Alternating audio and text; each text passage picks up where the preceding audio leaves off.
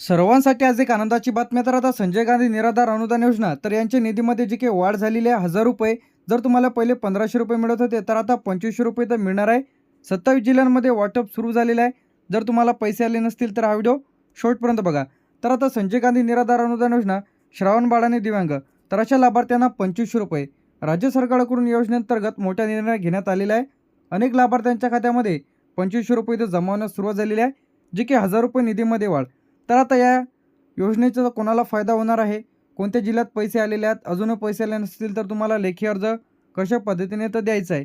तर आता थेट 1000 रुपये निधीमध्ये वाढ सरकारकडून, जे की या योजनेसाठी आता 2500 रुपये ते जाहीर केलेले आहे. जर तुम्हाला पहिले 1500 मिळत होते, तर आता 1000 रुपये वाढ झाली, तर या तुम्हाला मिळणार आहे 2500 रुपये. यामध्ये संजय गांधी निराधार अनुदान योजना, श्रावण बाळ आणि दिव्यांगांचे जे काही पैसे आहेत ती तर मिळणार आहेत. आता 1500वरून 2500 रुपये, जे की निधीमध्ये डायरेक्ट 1000 रुपये वाढ. तर आता या जिल्ह्यांमध्ये या जिल्ह्यांचा समावेश आहे. सर्वप्रथम आता यामध्ये एकूण 27 जिल्हे आहे. किती जिल्हे आहेत? 27 जिल्हे. यामध्ये नागपूर, अमरावती, यवतमाळ, वर्धा, भंडारा, गोंदिया, चंद्रपूर, गडचिरोली, नाशिक. नाशिक झाल्याच्या नंतर धुळे, नंदुरबार, जळगाव, अहमदनगर, पुणे, सातारा, कोल्हापूर, तर या जिल्ह्यांचा समावेश आहे. किती जिल्ह्यांचा? 27 जिल्ह्यांचा यामध्ये समावेश आहे. यानंतर येते आपलं सोलापूर, उस्मानाबाद, लातूर, बीड, परभणी, नांदेड, हिंगोली, जालना, बुलढाणा, अकोला, तर या जिल्ह्यांमध्ये ही जी प्रक्रिया इथं सुरू झालेली आहे. यानंतर पैसे आले नाही तर तुम्हाला काय करायचे आहे? आता भरपूर जणांचे प्रश्न आहेत, की म्हणजे पैसे आले नसतील तर त्यांनी बँकमध्ये जाऊन आधार लिंक आहे की नाही चेक करा, अर्ज मंजूर आहे की नाही तपासा. बँक खाते आधारशी लिंक नसेल तर तुम्हाला पैसे तर येणार नाही. आता ज्यांना कोणाला संजय गांधी निराधार अनुदान योजना, श्रावण बाळ आणि लाभार्थ्यांच्या खात्यामध्ये 2500 रुपये इथं येत आहे. आता कोणाला पैसे इथं मिळत आहेत ते आपण इथं पाहणार आहे. ज्या घरामध्ये निराधार महिला असेल, पुरुष असेल, तर अशांचं वार्षिक उत्पन्न जर जास्त असेल तर अशांना लाभ इथं मिळणं आता बंद झालेलं आहे. यानंतर आता विधवा महिला घटस्फोटीत त्यांच्या पतीचं तुम्हाला मृत्यूचा दाखला इथं लागणार आहे. दिव्यांगांसाठी इथं जे काही वाढीव दराने म्हणजे 2500 रुपये तर मिळत आहे. जर तुम्हाला पहिले 1000 रुपये मिळत होते, तर आता जर 1000 रुपये निधीमध्ये वाढ झाली तर तुमच्या खात्यामध्ये इथं जमा होईल 2000 रुपये. याचप्रमाणे गंभीर आजारग्रस्त असलेले जे काही नागरिक आहेत तर अशांनासुद्धा पैसे इथं खात्यामध्ये जमा होत आहे. त्यानंतर पती सोडलेल्या महिला त्यांनासुद्धा पैसे इथं येत आहे. अनाथ मुले असेल, अतिशय गरीब कुटुंब असेल, म्हणजे वार्षिक उत्पन्न अधिक कमी असेल, तर अशांना पैसे इथं येत आहे. किती पैसे मिळतात? तर आता यामध्ये जे काही पहिले 1500 रुपये इथं मिळत होते, आता 1000 रुपये निधीमध्ये वाढ झालेली आहे. तर आता तुमच्या खात्यामध्ये 2500 रुपये इथं जमा होत आहे. तर आता अनेक लाभार्थ्यांच्या खात्यामध्ये इथं वाढीव होण्याची चर्चा इथं आलेली आहे. पैसे कसे येत आहेत?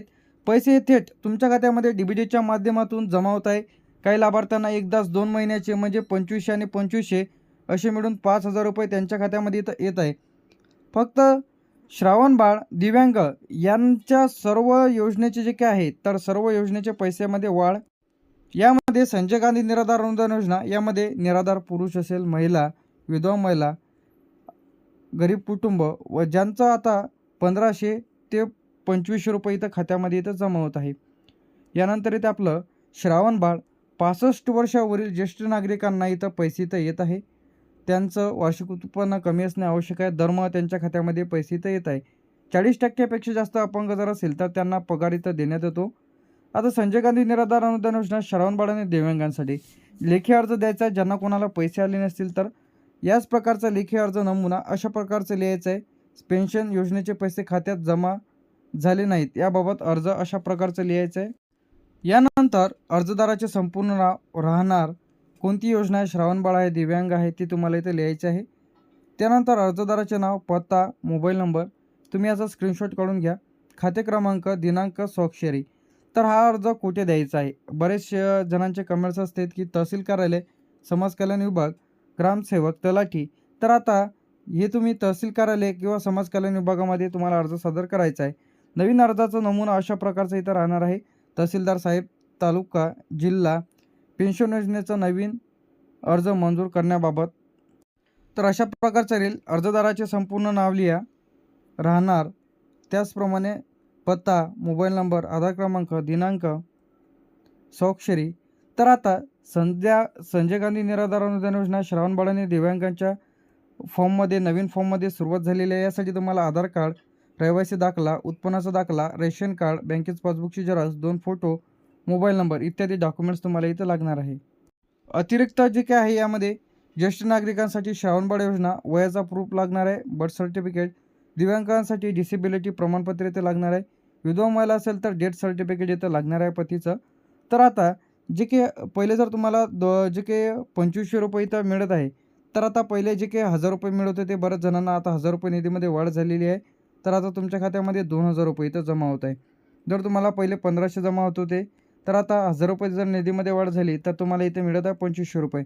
लगेच तुम्ही तुमचं खातं तपासा, खात्यामध्ये पैसे जमा होण्यास सुरुवात.